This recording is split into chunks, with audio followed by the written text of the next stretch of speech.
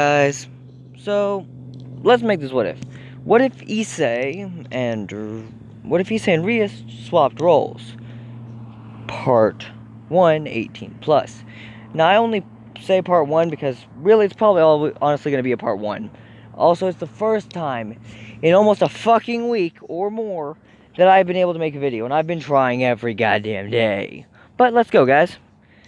So, in this version, issei and Rias weren't born to their same parents, they were born to each other's. She's Rias Hayoto. He's Issei Gremori. And Issei has an older brother, Serzex. Thing is, Serzex, he's a beast. He's known as the strongest devil alive. He's the only one who's stronger than that one Lucifer, and he's the only one he's the only good devil, at least called good devil, stronger than a Juka. He's the literal embodiment of what makes a devil powerful. Thing is, on Issei's end, that took Serzex 50 years to obtain that power, to be on the level of a 12 wing. When he was 20, he was only on the level of a 4 wing. So yeah, Issei's already at the level of a 6 wing, and he's not even 20 yet. He's considerably stronger than his older brother, at least age to strength ratio. So we're going to start off when Issei is born. He's born the same time he would be in canon, so he's a year younger than Rias. This will only play a little bit in the factors, but let's go. Now, Issei's living out a good bit of Rias' life. When he's little, he's always kind of had like a little bit of he really likes being around busty women, which kind of works in the underworld since half the maids in the Grimoire domain are the bustiest women you'll ever meet. And by no means, and I do mean no means, is Grafia an exception. Like, she's the one that started Issei's love for big boobs, since she took care of him when he was really little. Now, Issei's a lot older, but we're going to go through the peerage members. Now I'm going to start them off from in value, because I'm going to say that's how she got him. So yeah, in this version, her first piece I'm going to say was Akeno. So is Issei's. And here we go. So Issei's doing his thing, walking around in the forest. He feels a power. It's holy energy, but it's humans wielding it.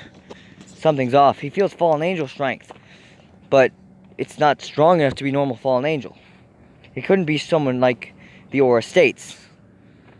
And he also feels the energy of a woman dying right now. As he flies there at full speed, a younger Issei, who's only around 6, appears on the scene seeing a bloodied Akeno, who's basically trying to escape, laid out on the ground, holding what presumably is the last piece of her mother's body, a small handful of skin.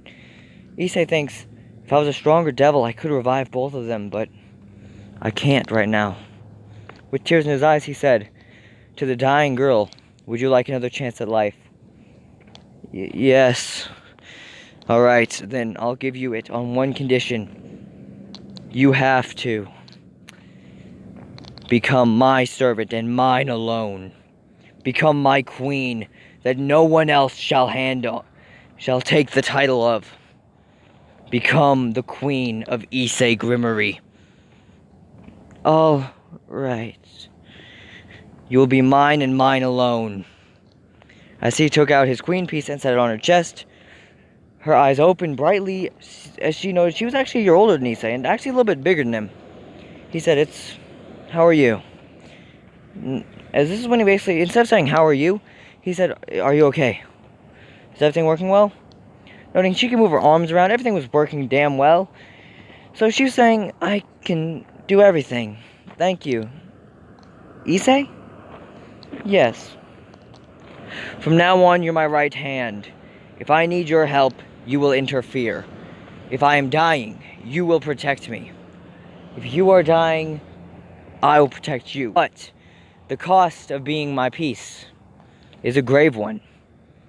You said all right to it, but I want you to know the full range of it. You will be mine and mine alone. No other will be able to take you from me. And if even the strongest devils in existence try it, they'll die where they stand. No one will take you away from me. Do I make myself clear? Yes. I will reenact the last war if I need to, if I have to protect my peerage. And to protect you, my first peerage, and honestly, one person I love, I'll fight for the brink of death to protect you. And at this point, he's only the level of a two-winged. This is when they basically escape to the underworld. Issei picking her up and taking her there to the Grimmery domain, giving her a room. Grafia teaches her how to make tea and everything, and she discovers her lightning magic is damn good, since she already knew just a little bit of it, but not crazy amounts. But here we go. Next, we have the esteemed Bishop. Now, in this version, Issei's dressed up and everything. He's doing his thing, walking around, knowing he's in a vampire domain. He wonders if any of them could actually throw hands with him. This is when he sees a little girl being beaten on. He walks over, seeing what's happening. He's only around 8 at this point, and he sees what he never wanted to see. A little girl being repeatedly hit by a grown-ass man. The little girl's father. Saying, "Gasper, you pathetic waste of space." Kicking Gasper in the stomach, calling her a complete runt. And yes, Gasper's a chick in this version. Rage consumed Issei as he walked forward, saying, without even a word being stated, when a full-on punch was about to be struck onto Gasper's eyes, right onto Gasper's left eye, Issei caught the punch and said, "Excuse you." Hit her again, and I rip your arm off. The vampiric person saying, "I am the mighty vampire. You think you can stop me?" Going to strike Issei, noting his hand didn't even move. No, seeing that his hand stopped clean on Issei's stomach and broke 3 of his fingers. Issei then states, "If that was all you had, then you're a dead man." As Issei simply just ripped his head off and held it in his hand, saying, "Pathetic. And you call yourself a mighty vampire." This is when Gasper was then started to be attacked, being called a devil worshipper and everything, when devil wings came out of Issei's back to protect her. And even being hit with rocks and everything, Issei asked if she wanted a different life, if she wanted to get revenge. She said yes, with all manner of her body. He said, "Then join me, and do as I say." Of course. Though there is consequences. I don't care, I'll do anything. Anything, that's a hard bargain. Anything. Fine. I'll give you a bishop piece. Surprised at how much strength Gasper has, noting it's going to be a mutated piece. And because Issei is a little bit stronger, and actually wants to get Gasper out of her shell a little bit, actually brings her over to where he would actually teach her a little bit more stuff, and have Gasper learn a little bit about the eye ability, but not very much more than in canon. She really doesn't like showing her face though, so he let her wear a mask, though admittingly all it covers is basically one of the masks that barely cover around the eyes, and that's about it. Now back to What If. As Issei is basically walking around, we're going to cut over to the next one. Now, he's on his own right now. He's walking around, and he feels a presence he wasn't expecting. He feels holy swords. As he checks out what's going on, as he feels people dying every step, he sees a little boy and a little girl. This is Kiba Yuto and her twin older brother, Kiruki Yuto. Kiruki is actually sword fighting against 10 grown men that are chopping him up.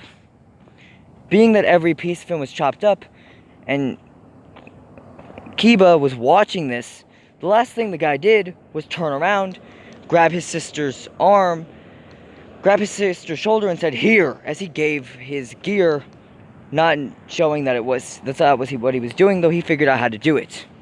Giving it to her as a final ditch effort, and then throwing her as much as his dying body would let him, as he took the last attacks, piercing his chest and ripping him apart. Having dogs eat his fallen body. Kiba was running at full speed. She was doing her best to escape. When Issei stood above this, seeing her fall, seeing those men attacking, he said, "Stop." And like they were servants of his, they stopped in their tracks, seeing the wings on his back. At this point, he's already a four-winged devil that's strong enough to easily one basically everyone there at once. And if any of them came at him, he could straight up break their limbs like they were trash to him. And he's the only one out of any of like the kids in the Grimory house so far. He's the only one that actually has the Grimory ability, blood control, which is basically allowing him to cut his own arm.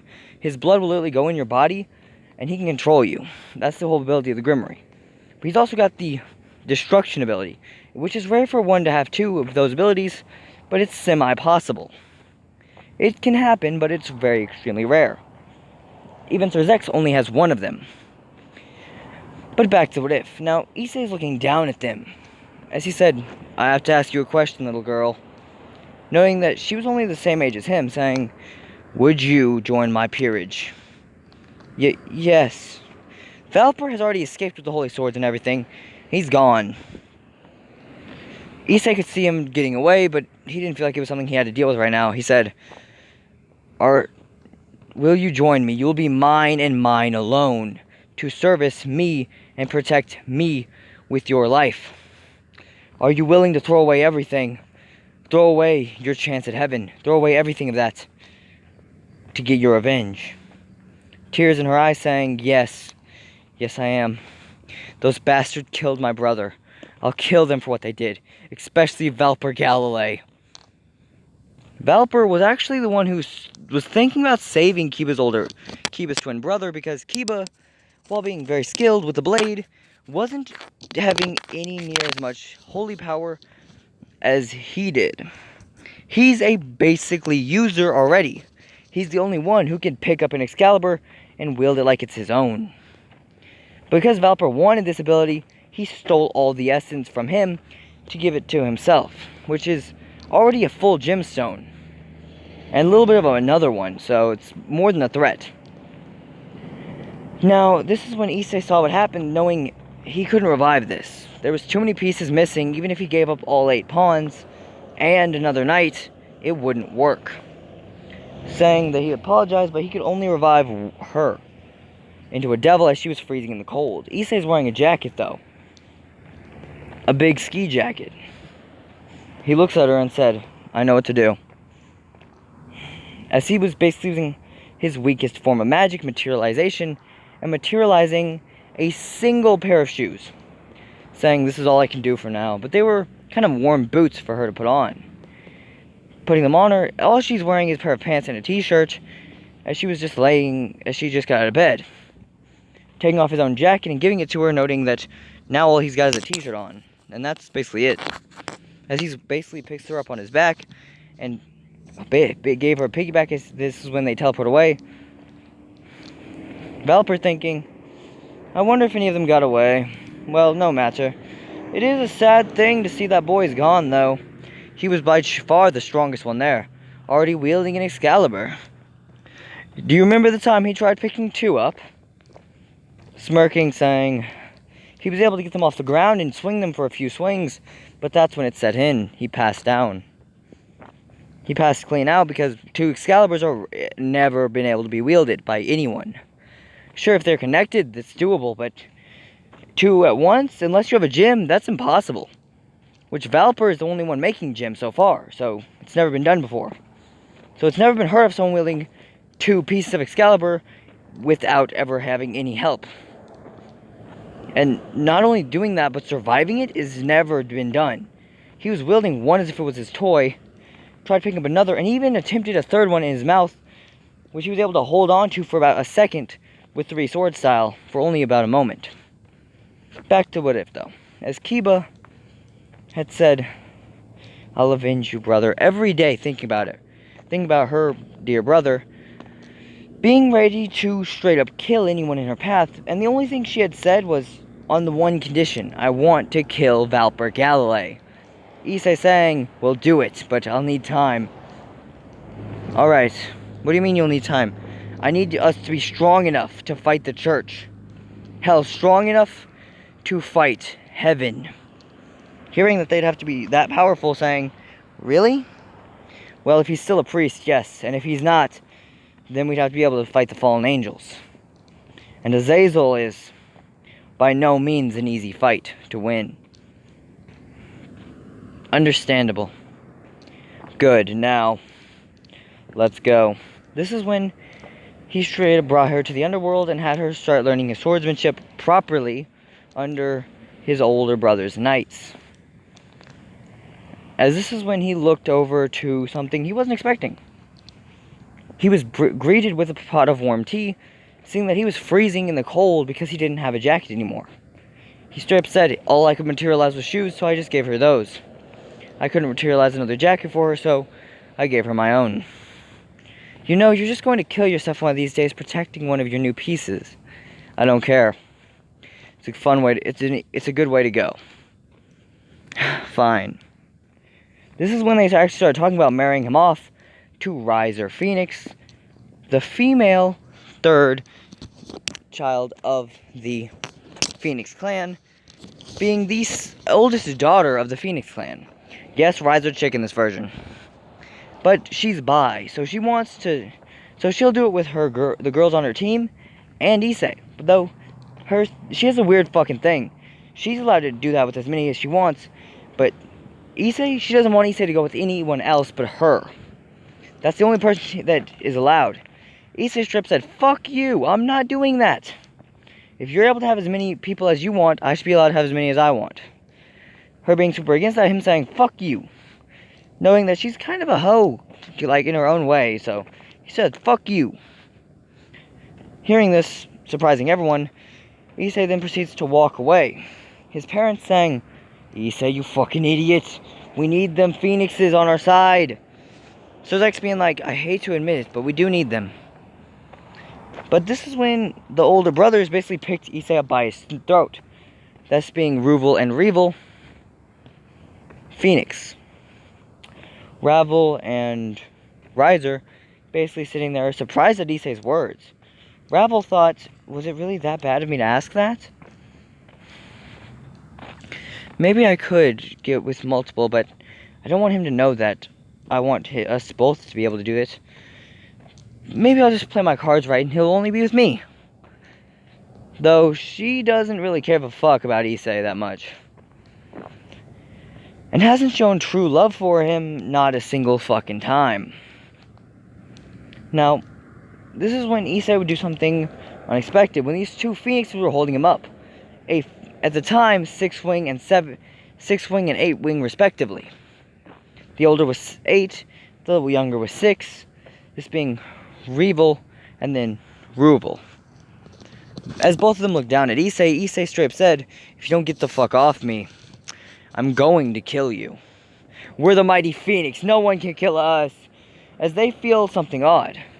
Both the destruction and spear of blood both pierced into them. Both saying, what the hell? You think destruction can stop us? As they're stopped dead in their tracks by issei's blood art. You see, destruction and blood is a dangerous combo.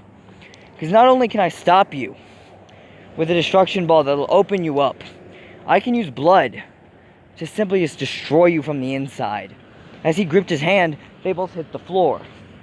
As he started kicking the shit out of them, saying, is that all you have? Is the mighty Phoenix on the ground to a mere child?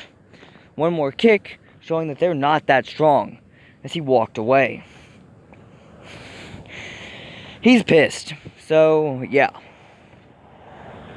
Though, this is when he walks away and then goes to Kuo to start his first year. Koneko is the next person, though. He's about to start his first year when he stops. He was told there's one more piece that he may be considering, since, you know, Koneko's sister just had the whole thing. And issei said, fuck it, let's see her. Meeting Koneko and asking her if she would join him and all that. And giving her the name from Shirin to Koneko. Koneko saying, I accept. I don't care the cost, I want to be on your peerage. Basically showing the same kind of power in his body that he does to every other. as when they came to Kuo with him,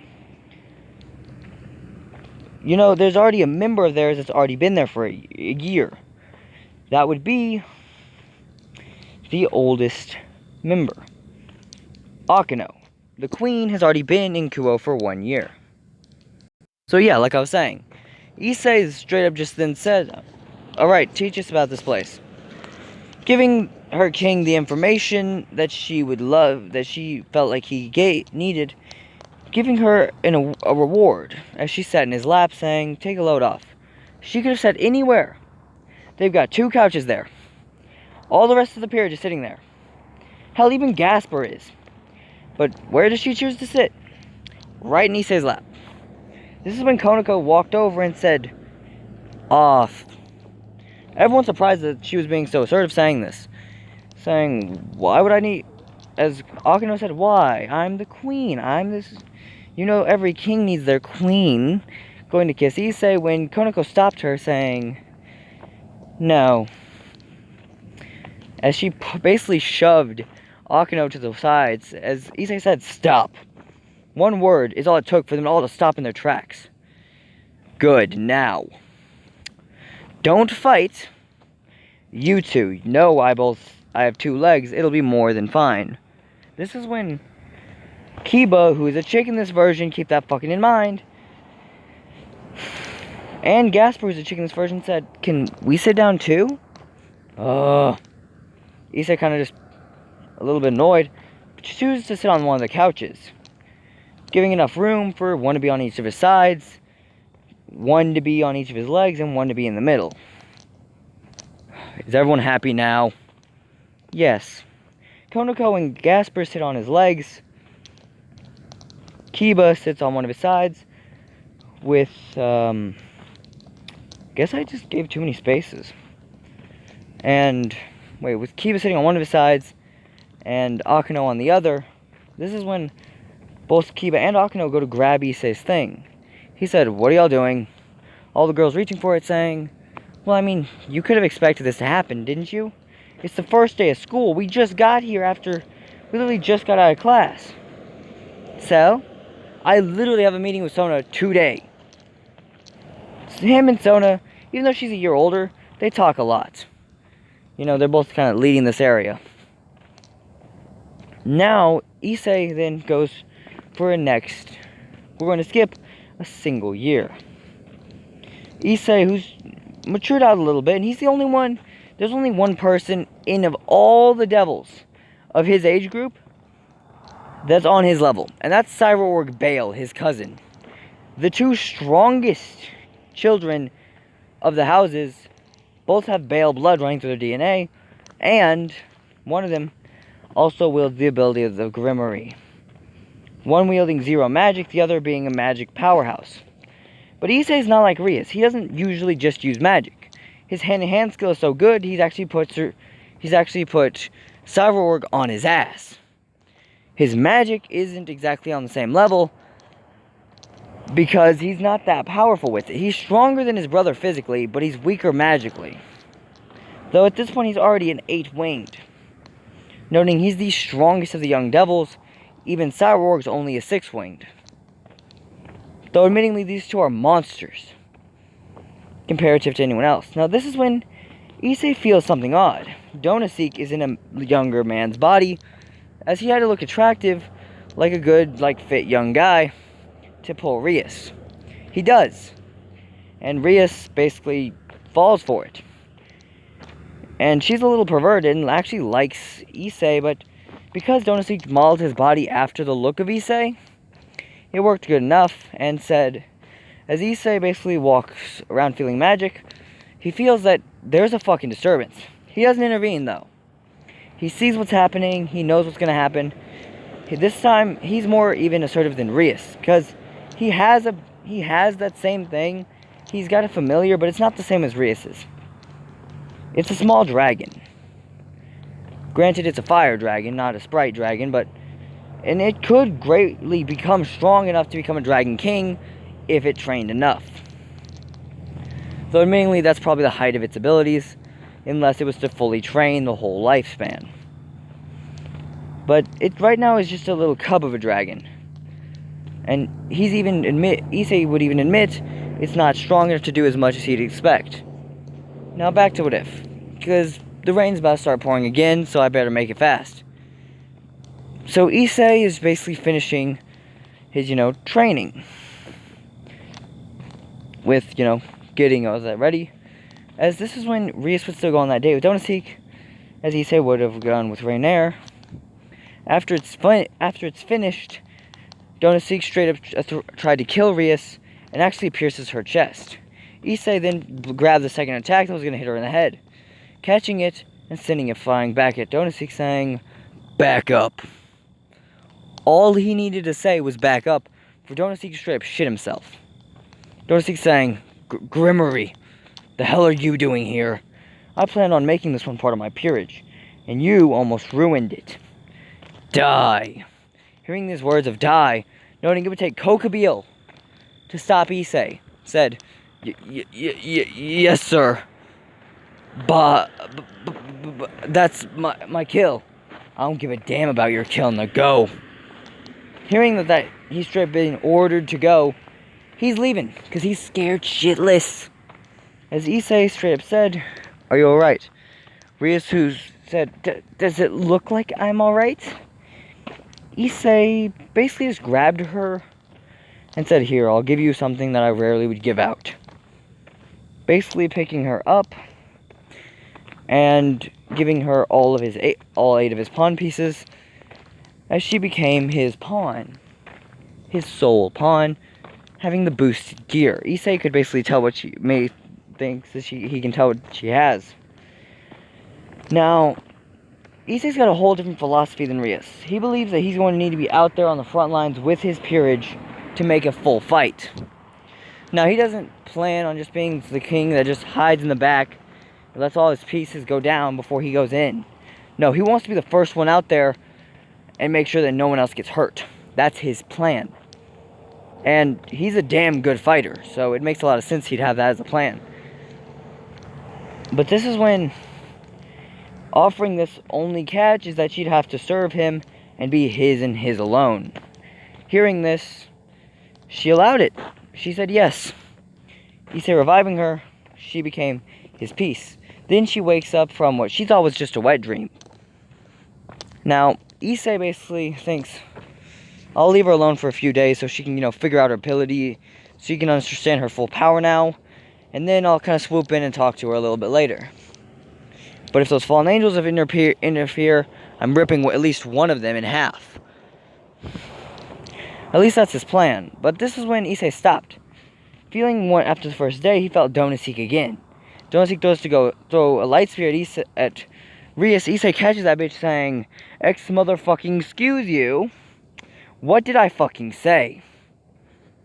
Donaseek running away again, noting that this one was different. He was able to throw one already.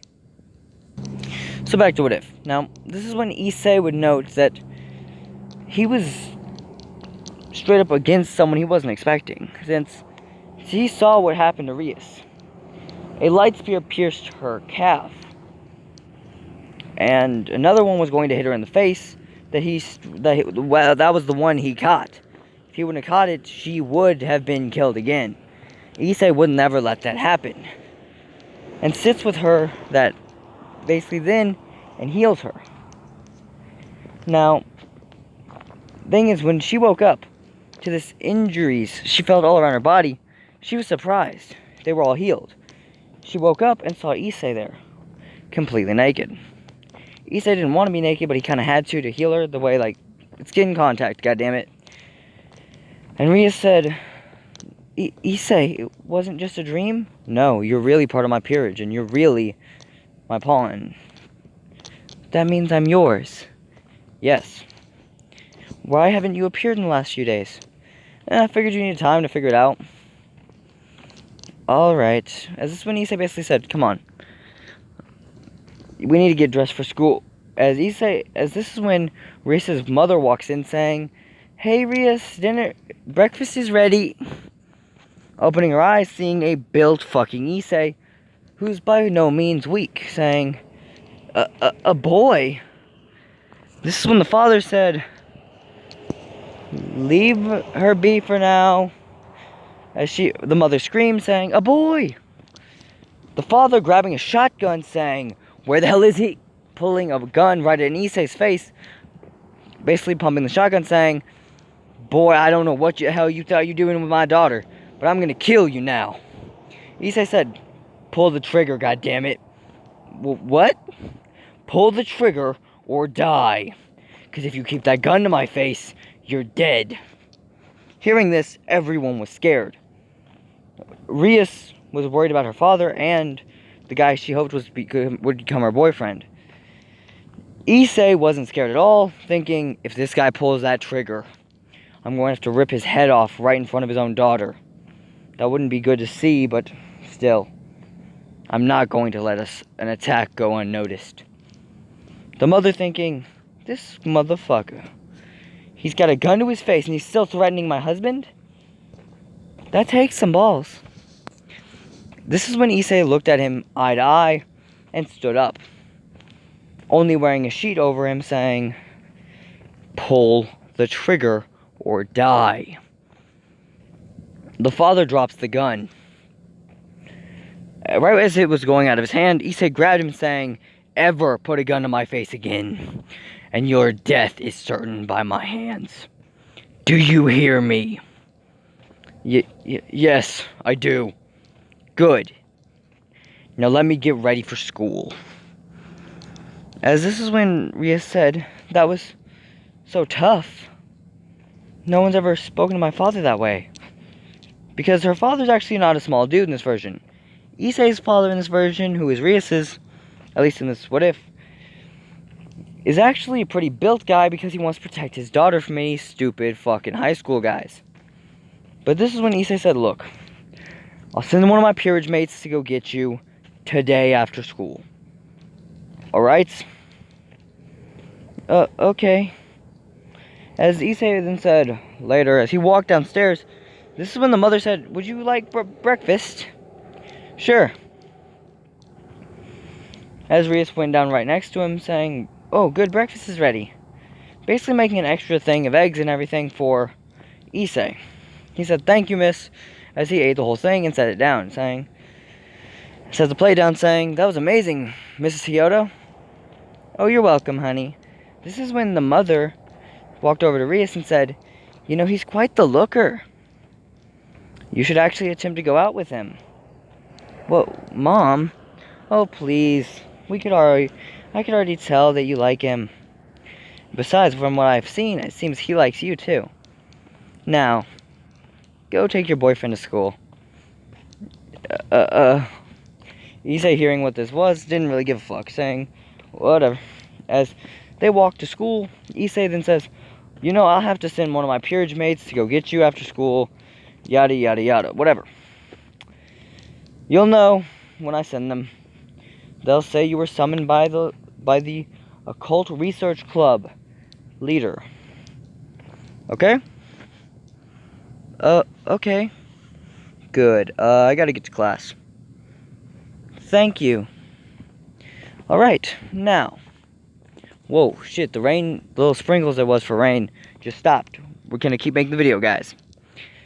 As this is when Issei would say, alright, his buddy Mitsuda and his buddy Motohama being pervs like normal, Issei saying, "Hold the fuck up.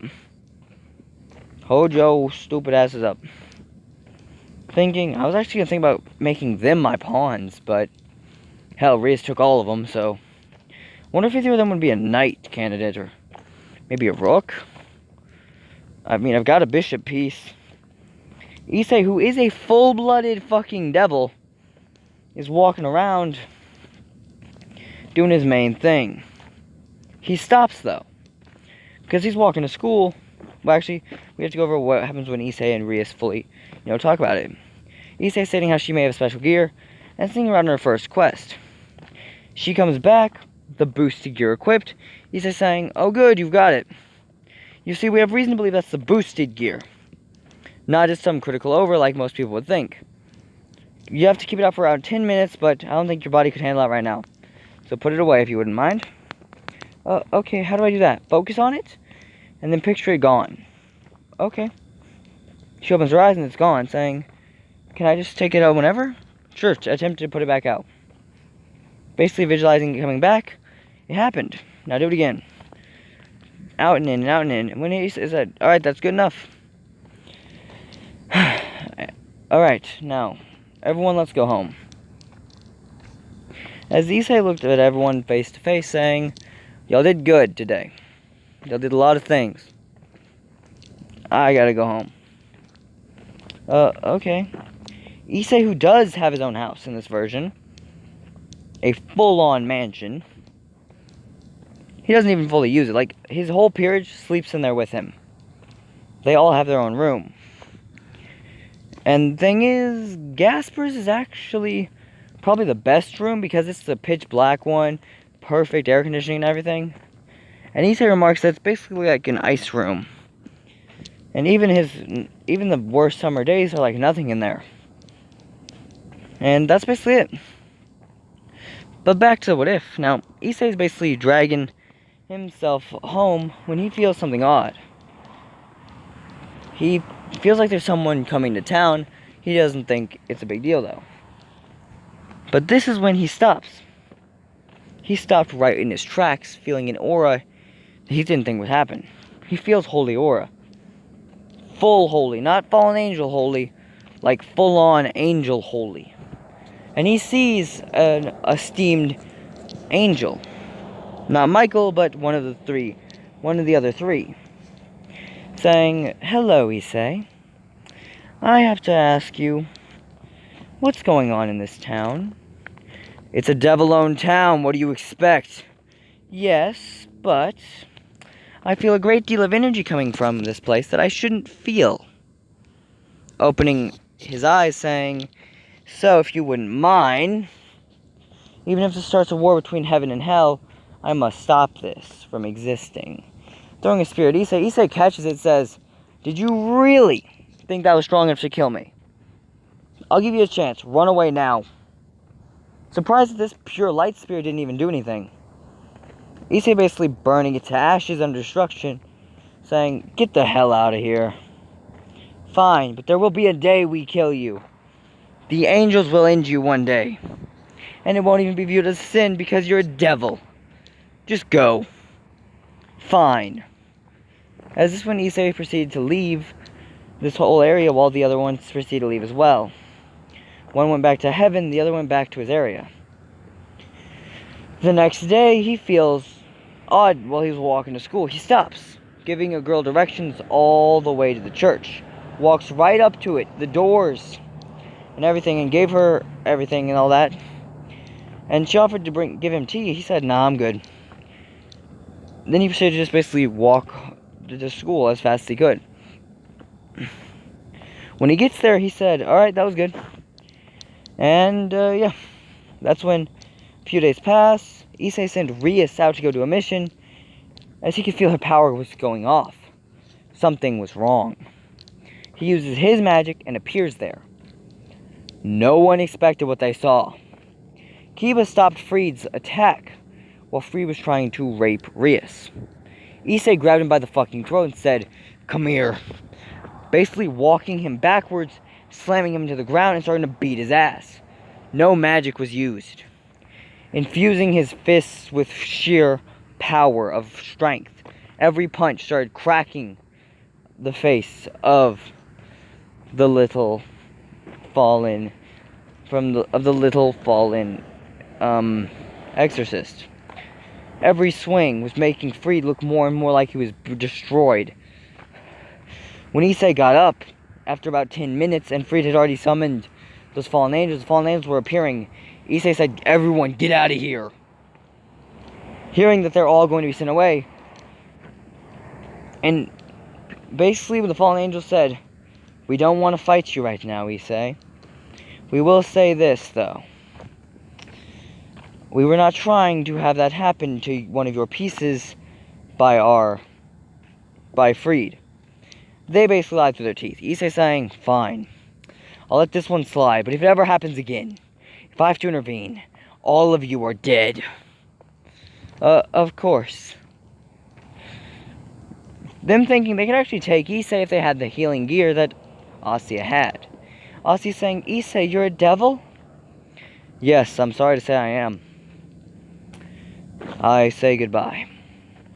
Next day, feeling pathetic that he had to interfere at that point when Rias was about to have everything happen to her, he was pissed. Beyond pissed. As this is when you hear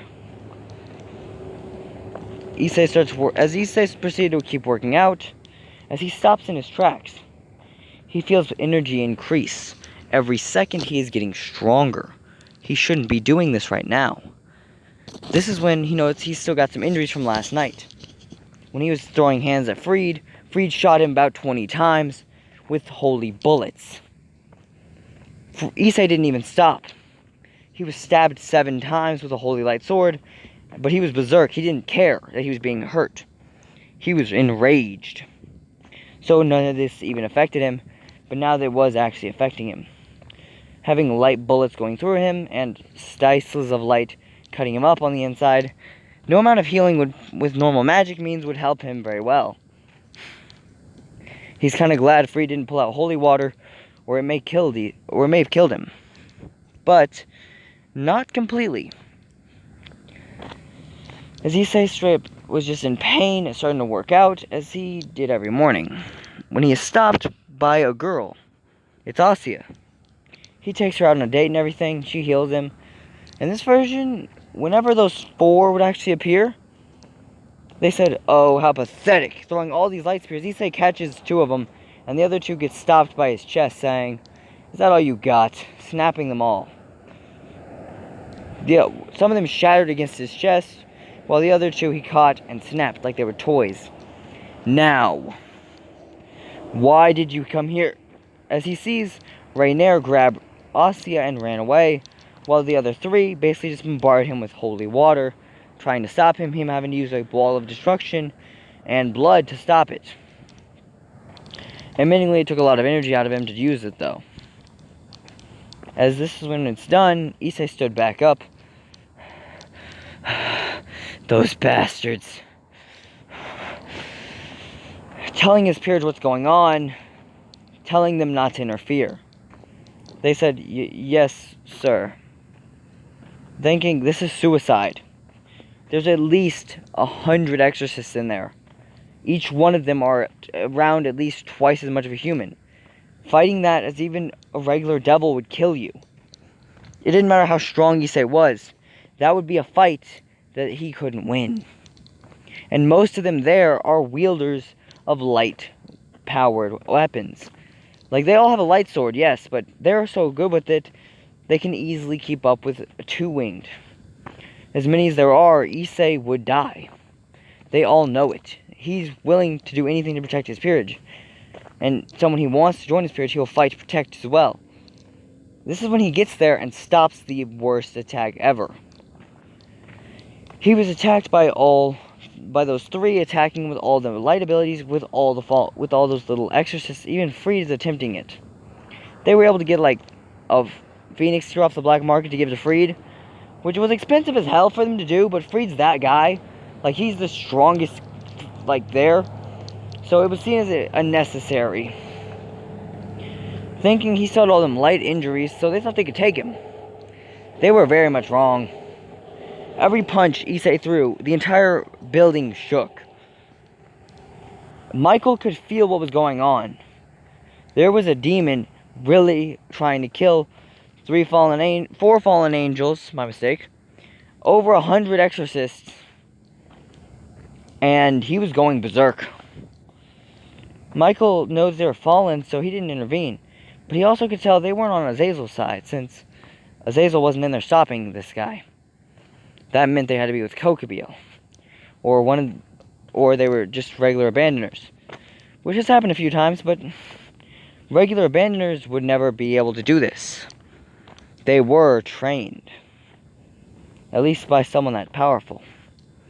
Issei feeling the energy and feeling that he's needed for this. He lets out full rage and walks forward in his own super devil form. It's got blood red mist, surrounded by destruction. And hitting him is almost impossible since his body is like a ghost. You need to absolutely surround him and it would still barely do anything. He's like air. He cannot be injured. But unless you had a black hole or destruction ability, it would take his brother to stop him at this point.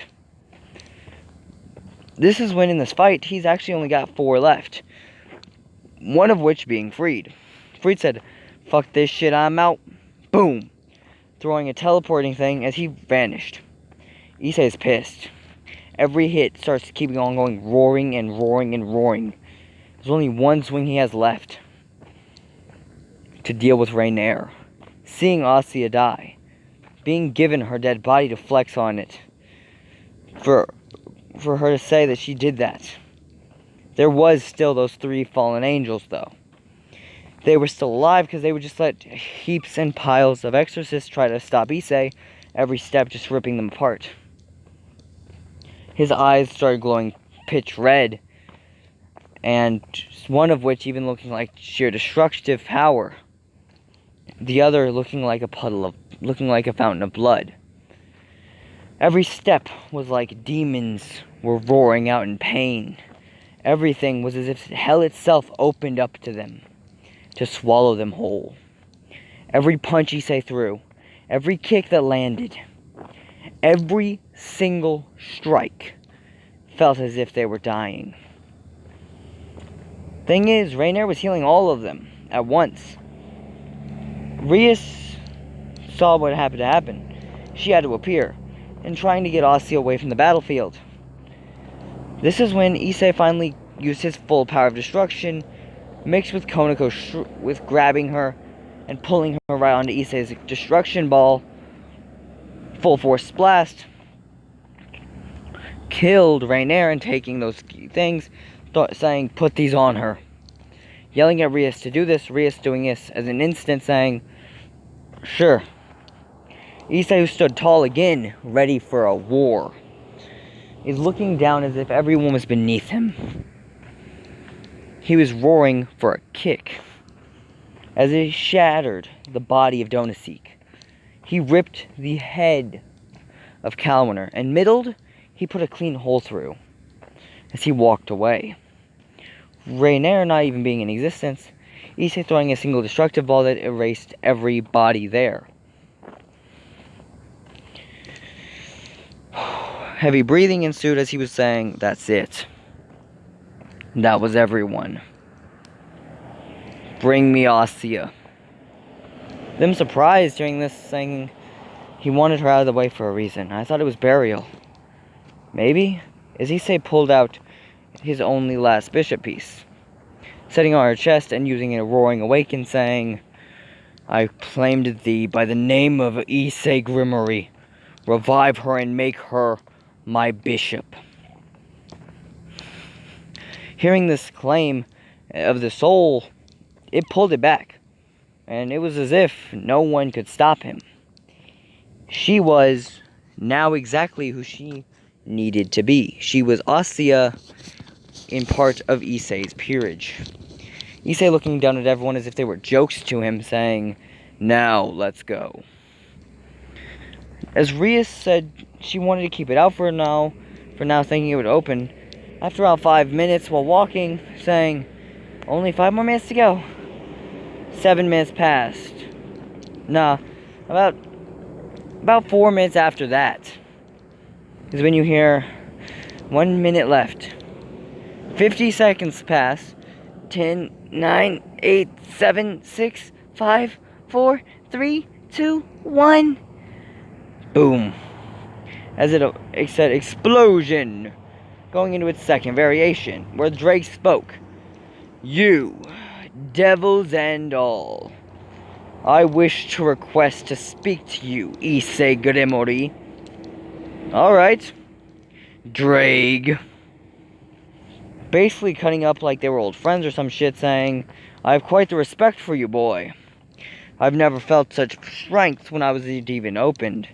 Your strength is easily on the level of my strongest wielder." "It may be. Why?" "I wish for you to help me and this wielder become as strong as possible." "Sure." 2 weeks pass of Issei teaching Rias how to fight. Just normal sparring sessions, her trying to kill him not even giving a fuck. He lifts one hand, and he ends the fight by slapping her ass, saying, good try, but not enough. As he said and said, I'm gonna go. 2 hours after their sparring session, it was over. Rias is lying in bed completely naked, just with a towel covering her and her hair, as Issei appeared in saying, Rias, will you sleep with me? Rias saying, yes. I've been waiting for you to ask that. Good, let's hurry. As he takes his shirt off, basically tearing it off. As this is right when he's about to go in, he's pulled by Grafia, who basically rips him off of her before he's even in, slamming his head in the ground and stomping as hard as she could. Saying, sorry about that. Issei, you're a high-class devil. You cannot be sleeping with some woman like this. Issei said, that is my pawn. Put respect on her. She's the Red Dragon Empress. Hearing this, Grafia said, oh, is that all? Yes, now. Do not be rude, Grafia. I will hear what you have to say. But why did you have to ruin this? Because I want you to be able to do what you want more than anything, but I can't let you. You don't understand. Your parents, well, at least your father, would be furious if I let you. Fine. You know I could have taken it myself, though, right? I know you could, but it would be a fight that would be a full one for you. And him as well. You'd be stopping each other with your blood art. Your destruction magic may even overwhelm him. But that's all you would do. And even if you won, would it be worth it? Killing your own father? No, it wouldn't. But, let's go. I'm assuming Akeno can join us. She's your queen. Of course she can. Good. Let me call her. Using a magic circle saying, Akeno, meet the club room. In this version, we can see the conversation. As Rias goes to sleep, Issei sits there saying, so explain, why? Because if you aren't pure, then there's a chance that we don't do this whole marriage thing. I know that's what I want as well, but even if I allow it, it may not go well. You may have to deal with the entire Phoenix family, and you know how powerful they are. A fight that I may lose, and my brother wouldn't be able to pull me out of it. Yes, I'm not trying to have you kill yourself trying to get your freedom, but you could have a rating game. Like I said, you could have a rating game. Of course I could. Well, you'll need to talk about it tomorrow. Fine. He'll be there tomorrow, I guess. Wait, no, not he'll. She'll be there tomorrow. And her entire peerage. It's gonna be a pain in my ass. Issei thinking, well, fuck. This is when Issei was doing her thing. Now, Issei knew Rias' dream. It was to basically have Issei. And all that. Now, it was also to become strong enough and have her own peerage. Now, this is when Issei would stop. Basically, when they appear, Issei looking down at everyone as if they were jokes to him, saying, what do you want? The only one who doesn't live in his peerage, in his house, with him, is Rias herself. And even then, she's not about moving in. And it wouldn't even be that hard to do. Now, this is when Issei was stopped in his tracks. While he was thinking. When you hear, while he's talking to his peerage about what's going on, Riser Phoenix has entered the human world. Riser saying, oh, honey, Issei, it's been so long. Issei saying, back the fuck up. I'm not marrying you, goddammit. Oh, but you have to. I want all that money of yours. Oh, I mean, I love you, Issei. Bullshit. Leave me alone. No, we're going to marry. That was our parents' decision. I don't give a fuck. Are you really trying to go against the entire Phoenix family on this? Hell yes. Hell, I don't even want to marry you. Besides, you want to stop me from ever having my harem. This is when, surprisingly enough, because she kept trying to sit on his lap, there was a question asked. Why does your entire peerage look at me like in disdain? This is when issei straight up said, because they are my harem. Oh, is that it? Basically saying, well, if they're your harem, well, I may as well show them something. Basically calling Yuba Luna to start fondling her in front of everyone, saying, this is my queen. I give her what she wants. All of the people in Issei's spirit saying, this bitch. Issei thinking, who gives a fuck? As he would proceed to grab his gear and say, look, I'm not marrying you, goddammit. Fine, we'll have a rating game over it. Fine. Riser thought her healing factor would be more than enough to handle Issei. And not even caring that Rias was a thing, but this is when Rias straight up said, to protect Issei, I'll do anything. Pulling out her gear, to basically putting it as fists. Sending out the weakest member of Riser's peerage, going to stop Rias, when Issei grabbed the weapon, saying, excuse you, Riser, you're in my house, basically. So I'd prefer it if you don't attempt to kill one of my pieces with yours. I don't even care what it was. This piece attacks mine, I will rip your entire peerage apart here and now. Let Gravia herself try to stop me. You will see what happens. Hearing this threat, noting that, yeah, that's probably going to be a fight that they cannot win, that even Gravia wouldn't do. Yeah, okay. Basically in fear from Issei. But noting she would have all his wealth and everything. Now, eventually, once this happens, Issei was still told they have a week because Issei's never been in a raiding game. He's only ever been in 1v1 duels with other high-class devils. The peerages have never intervened. Granted, the only one who's ever had a full-on fight with him was actually Cyra, and that one was basically a stalemate about half a year ago. Noting that last time they fought, Issei actually came out on victorious, and that was only because he had to use his magic to protect him. While Cyra literally just had physical strength and didn't even pull out his gear. If it was gear to magic, it'd be an even bigger fight. Now, Issei's doing his thing and giving his full force on everything he does. Training Rias, training the rest of his peerage, having every one of them learning how to use their stuff while he says, y'all train. Rias kind of pissed off that she's the only one with such a heavy bag, not realizing that everyone else is wielding heavier bags other than Asya. Issei stopping in his tracks saying, I'm not using magic to get up here. As he's the only one training full force. Having a bag that makes even Konako's look like a joke, with actually the full supplies, as he basically walked up the mountain like it was a joke to him. As this is when Konako was tired, Issei said, hop on. Basically holding her bag in his simple left hand. As she jumped up there, Issei throwing it up there for her, putting it on her back and sitting down. Doing the same thing to Kiba. And then the same thing to Gasper. And the same thing to Rias, when they were all exhausted and couldn't go any further. And then even the same thing to Akano, who had a bag only slightly smaller than Konako's because she wasn't just using as much weight. She doesn't use as much strength, so it only makes sense.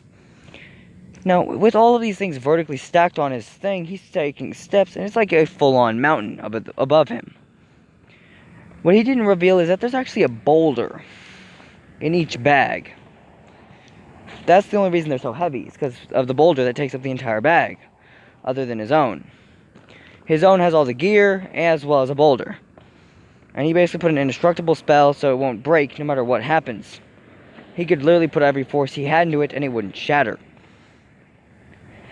But back to what if. Now after their 7 days of training, Issei walks out victorious with his hand held high. Rias walks out with a stronger power and more abilities of boosting. Kiba walks out with the ability to actually have shown that she could leave a cut on Issei's side. Konako almost knocked a tooth out of Issei. Asya was able to learn a few attack spells, and Akano, her lightning could actually shock Issei pretty badly. Now, they felt they were strong enough, and they were. They were stronger than the entire peerage. Issei said, I want all of you to stay in the room. If y'all need to, come out. But unless I'm actually fighting for my life there, then don't. Hearing this, they agreed, but because they already know Issei's fighting style, Riser had already planned for this. They said he's going to want to fight all of us at once. So, because he's only ever been in duels, he thinks 1v1s with no hiding or anything is normal. He'll have himself only in the open, so his peers won't fight, unless he's dying. So, we take him out as fast as possible, and we win. Thinking that'd be pretty easy, they all decide to be at one area. They all go to the gymnasium. Issei's durable as hell, so he straight up said, look, if it ever gets to the point where I'm about to lose, and I just tank out, blast the gymnasium with full force and magic. They hear this and said, alright. Though they were kind of scared of what happens if they do that. Issei utterly destroying the pawns, rooks, knights, bishops. There's only 2 people left. Well, 3 if you're including Riser. There's Ravel, Riser, and Yubaluna. Because Riser and Ravel don't need Phoenix here since they're Phoenixes themselves, they're actually being able to take Issei down a few things. And he's actually got a bit of blood coming out, and he can't fight us off. When the destruction came, without even a single Phoenix tier being used, using all their magic to try doing this, Riser regenerated her entire upper half, so did Ravel. And this is when Yubaluna took her simple, Phoenix tier and put it on her. She has 1 more. They keep doing this, and Issei took all his durability to block that attack. Huffing as hard as he could, huffing and puffing while he could barely breathe, saying, they're not done yet. Hit him with another. We can't, that would kill you. No, I'll be fine. They can tell he's lying to them, but they don't. He knows they don't want to, hurt him. Sorry about that, guys. Now, this is when Issei would say, just do it. As they hear this saying, fine, if this is what you want, Issei. Try and hit them with another and another. And this is when the queen was already having a magical barrier up. And they noted that they didn't take any damage at this point, so there's no point in going any more attacks. Issei stood strong and kept fighting until his leg was straight up snapped by Riser. And Yubaluna kicking the other one as well, snapping both knees. Ravel didn't want to snap any bones, so she just hit him in the stomach, as it cracked a rib. As he hit the ground, saying, I guess that's all I could take. Fine. For now. As he's kind of sad, noting that this took him out. He hit the ground. Mainly because he had to protect his peerage. As he passes out, and they send him to the infirmary, it was ruled that he lost, even though he was the only one who fought. His entire peerage was ready to win, and they could have won easily since Ravel, Riser, and Yubaluna were completely out of energy and everything. They were all basically leaning on each other to stay up on their feet, and they could barely do that. So, on paper, they won, but honestly, if they had kept fighting if the king didn't really matter that much, and they kept fighting, it wouldn't even have had a chance of being an even fight. Hell, if Issei would have left after everyone else. But he didn't know how to fight like that. He only fought head first. His strategy was useless. This is when Issei is told he'll be forced to marry. This is when, in one last-ditch effort, Issei made a deal. His entire peerage being there, even Rias and Asya, saying, "Rah!" throwing all the guards off of him in a roar of power, saying, "Listen, I will fight in a 2 versus 1. Ruvel and Ruvel versus myself. If I can win, I won't marry her. Deal. Does this seem suitable? Surzek's saying, that seems like a suitable deal. Noting those two are now at this point two tin-winged fallen. They're two tin-winged devils, so their power is almost as much as Kokobeel. Individually, so together they're like two Kokobeels. And because of their immortality, they're even more dangerous. It would take Surzek to stop them. They're the pride of the Phoenix family, and no one's ever been able to top them. Hearing that this was a 2v1 fight, they said deal. Off instinct, saying, but you get 3 wishes if you win. But if you lose, this is when it gets really fucked up. Ruvel and Revel said, we split your peerage 50-50, and they become our slaves. Knowing what they would do to them, Issei said, fine, but if you know that if I win, I'm breaking your jaws so many times that you won't even be able to say that shit again, right? Try it. Give it your best shot. They go in there, it shows 2 kings versus another of a single king. Issei stood strong above them as he fought full force, begging, as everyone basically begged Issei to win. Issei got that final shot in, noting his familiar came out, revealing that his familiar was actually a very dangerous gear. In a sense, it was called the Flaming Gear Dragon. It gave you flaming armor, and because it wasn't anyone else, he could use it. It was his familiar, so he took the abilities. As it turned itself into a flaming set of armor that was crimson red, with fire aspects on it that were orange, just accents. Looking amazing as every step he took looked as in a golden and red suit of armor. Every punch was like flames. Issei doing something that he never thought he'd do. He used his striking power to make it resemble of a cross in magic. Something he's never done, which kind of hurt him to do a little bit. Sending it at the 2 brothers, both having this burned on their chests. Issei tore it off and hit them as hard as he could, full force. At this point, Issei's basically won when they try to stab him with 2 demonic blades. The Blade of the Phoenix and the Blade of Flame. 2 very damn near identical blades. One multiplies the Phoenix's ability with 1 swing a day. The other, a perfect sword that allows you perfect control of flames, no matter what flame. Even with the ability of the Amaterasu flame among it. Consider the 2 strongest flame-based weapons.